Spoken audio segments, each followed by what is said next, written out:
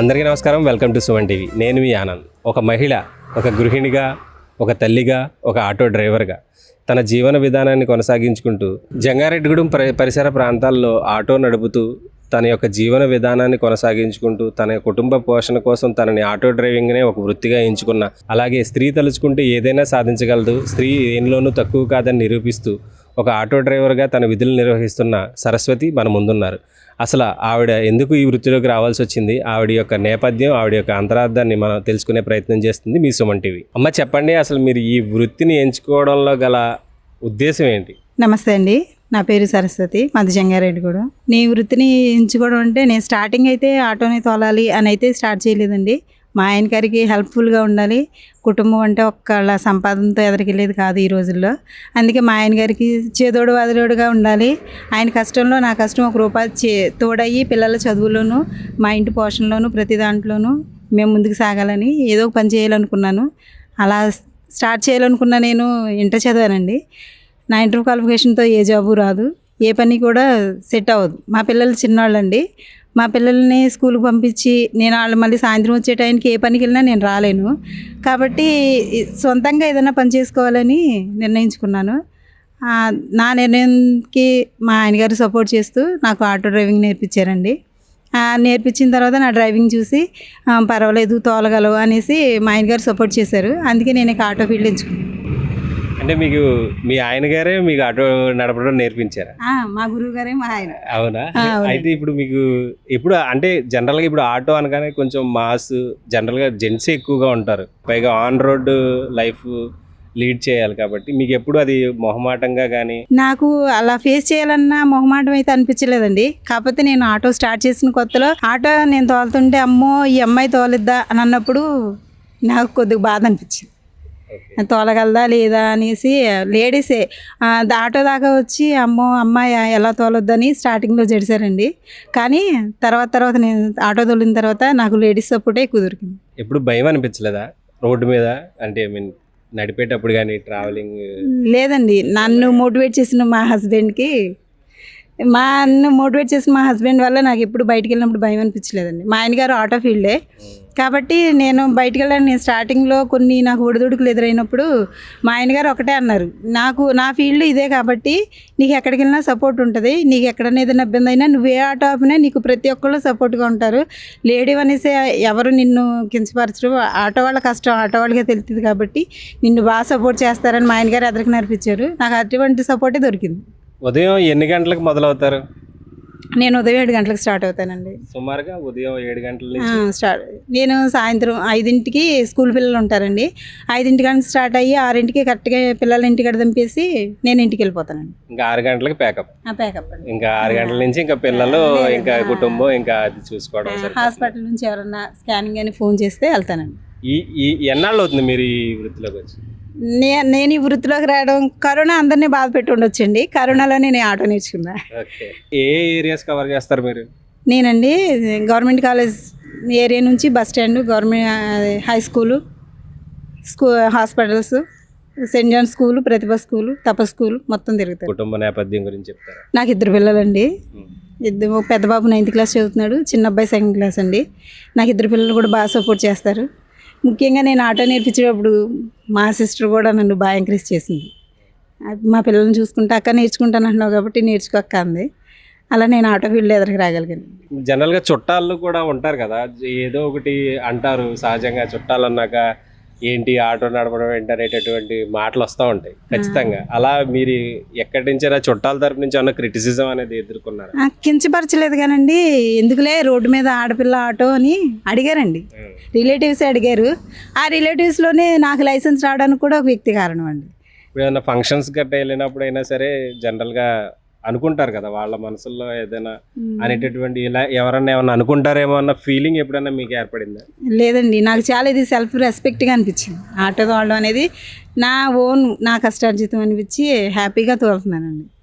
Support కూడా బాగా దొరికిందండి. నేను తోలతం స్టార్ట్ చేసిన తర్వాత నన్ను అప్పుడు ఎందుకు లేకరా అని అన్న వాళ్ళే ఈ రోజు నాడు బాగా తోలుతున్నావమ్మా, నువ్వు అలా తోలుతుంటే మాకు చాలా హ్యాపీగా ఉందని అంటారు. మన జంగారెడ్డిగూడెం ట్రాఫిక్ పోలీస్ వారి దగ్గర నుంచి మీకు ఎలాంటి సహకారం లభించింది? నేను ఆటో తోలుతాం స్టార్టింగ్లోనే రిపోర్టర్ గారు నన్ను చూసి బాగా తోలుతున్నావమ్మా, లైసెన్స్ పెట్టుకోవచ్చు కదా అన్నారండి. సార్ నేను పెట్టుకుంటాను, నాకు ప్రాసెస్ తెలియదు అని అంటే ఆయన డైరెక్ట్గా ఆర్టీఓ సార్కి ఫోన్ చేస్తే మన జంగారెడ్డిగూడెంలో లేడీ డ్రైవర్ ఉన్నారా, నేను చూడాలి, తీసుకురండి అన్నారండి. నేను వెళ్ళంగానే నాకు వెళ్ళారు కూడా కాదు, డైరెక్ట్ లైసెన్స్ ఇచ్చారు. అవునండి, ఆయన బాగా సపోర్ట్ చేశారు. తర్వాత మన పోలీసులు కూడా నన్ను బాగా ఎంకరేజ్ చేశారండి. నాకు రూల్స్ తెలుసా లేదా, స్టార్టింగ్ కదా అమ్మాయి లేడీ డ్రైవరు ఎలా తోలుతుందని నన్ను అడుగడుగునా చూసుకుంటేనే బాగా అబ్జర్వ్ చేశారండి. అందరూ బాగా సపోర్ట్ చేశారు. చెప్పండి అమ్మ, మీ ఆటో యూనియన్ తరపు నుంచి ఎటువంటి సపోర్ట్ లభించింది? మా ఆటో యూనియన్ అంటే నాకు జంగారెడ్డిగూడెం మొత్తం మా యూనియనేనండి. నన్ను అందరూ సపోర్ట్ చేసిన వాళ్ళే. నేను ఎక్కడికి వెళ్ళినా నాకు రెస్పెక్ట్ ఇస్తారు. ఇద్దరు ముగ్గురు ఎవరు ఉన్నా కానీ అమ్మ నువ్వు ఆ ఏరియాలో వెళ్తే తీసుకెళ్ళమ్మా ఈ పిల్లల్ని అనేసి టికెట్స్ కూడా నాకు అలా ఇస్తుంటారండి. అంత సపోర్ట్ చేస్తారు. మా ఆటో యూనియన్ వాళ్ళు, మాది గవర్నమెంట్ హాస్పిటల్ స్టాండ్ అండి. మా స్టాండ్ యూనియన్ ప్రెసిడెంట్ గారు రాంబాబు గారు, ఆయన మా సభ్యులు అందరూ నన్ను బాగా సపోర్ట్ చేసి, అక్క నువ్వు నేర్పించగలిగితే ఇంకా ఇద్దరు ముగ్గురు కూడా తీసుకురావచ్చు అక్క, ఎవరన్నా నీకు ఇంట్రెస్ట్ చూపించి ఎవరన్నా అడిగితే మనం అందరం సపోర్ట్ చేసి మరి నేర్పిద్దాము తీసుకురాక్క అనేసి సపోర్ట్ చేసి అంత బాగుంటారండి మా స్టాండ్ వాళ్ళు.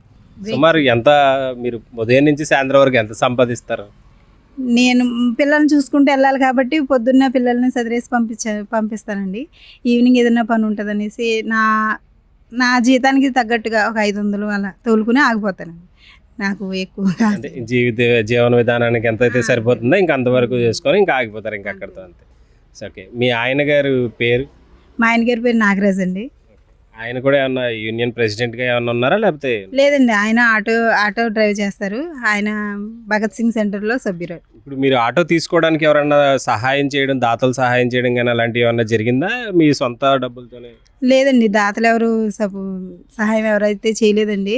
నేను స్టార్టింగ్లో తోలినప్పుడు మా ఆయన గారు డ్రైవింగ్ వరకు నేర్పించాను కాబట్టి నేను వెళ్ళిపోతాను, నువ్వు తోలుతాను కంపల్సరీగా, నేను ఆగిపోను అని అంటే కొనిస్తానని ఒక ఆటో కొనిచ్చారండి. అది అప్పు చేసి కొనిచ్చారు. ఆ అప్పు తీరిన తర్వాత ఇప్పుడు బ్యాంక్ వాళ్ళు నన్ను చూసి నాకు లోన్ ఇచ్చారండి, పర్సనల్ లోన్. ఏ బ్యాంక్? Union bank. చెప్పండి, మన జంగారెడ్డిగూడెం ప్రజలు మిమ్మల్ని అసలు ఎలా రిసీవ్ చేసుకున్నారు? నేను ఆటో తీసి స్టార్టింగ్ బయటకు వచ్చేటప్పుడు మా ఆయన గారు అంబేద్కర్ యువన సభ్యుడండి. అంబేద్కర్ గారి భావజాలను అనుసరిస్తూ నాకు ఆటో నేర్పించినట్టే ఒక పరంగా చెప్పాలంటే. అలా నేను అక్కడ స్టార్ట్ అయ్యాను కాబట్టి అంబేద్కర్ సంఘం వాళ్ళే ఫస్ట్ స్టార్టింగ్ నాకు సన్మానం చేసి సత్కరించి, నీకు ఎటువంటి సపోర్ట్ కావాలన్నా మేము ఇస్తామమ్మా అని నేను ఆటో తోలే విషయాన్ని రోటరీ క్లబ్ దాకా తీసుకెళ్లారండి. ముందుగా వాళ్ళు నన్ను సత్కరించి నీకు ఏ విధమైన సహాయం కావాలన్నా చెప్పమ్మన్నారు. కానండి మనం మనీ పరంగా అయితే ఏం అడగలేము. మేము ఆటో ఇప్పుడు తీసుకున్నది అవనండి, అంతకుముందు అవనండి అప్పు చేసే కొనుక్కున్నాం. సపోర్ట్ అయితే మాకు అందరి దగ్గర నుంచి బాగా దొరికింది. చాలా మంచి సపోర్ట్ దొరికిందండి జంగారెడ్డిగూడెం నుంచి. బ్యాంక్ వాళ్ళండి, స్కూల్స్ ప్రిన్సిపల్స్, ప్రతి ఒక్కళ్ళండి. అదొకటి. మా ఆయన గారికి హెల్పింగ్ నేచర్ ఎక్కువ అండి. చాలాసార్లు అంటే అలా జరగాలని కాదు కానండి, యాక్సిడెంట్ అయిన స్పాట్లో ఈయన ఉన్నా లేకుంటే ఈయన అందుబాటులో అక్కడ ఉన్నా కానీ అంబులెన్స్ కంటే ముందుగా సర్వ్ చేస్తారండి. మా ఇంటి దగ్గర పెద్ద యాక్సిడెంట్ అయితే అక్కడ ఇంచుమించుగా పసిపిల్లల కానించి పెద్దోళ్ళ వరకు చాలామంది అంగవైకల్యం, ప్రాణాలు పోవడం అలాంటి చూసినప్పుడు మా ఆయన గారు చాలా హెల్ప్గా చేశారండి. అలాంటిది నేను చెయ్యాలి అనుకున్నాను. అలా జరగాలని కాదు కానండి, అలాంటిది కూడా నేను చేయగలనని. అలా చేయాలి అని అంటే మనం ఏదో ఒక ఫీల్డ్లో ఉండాలి.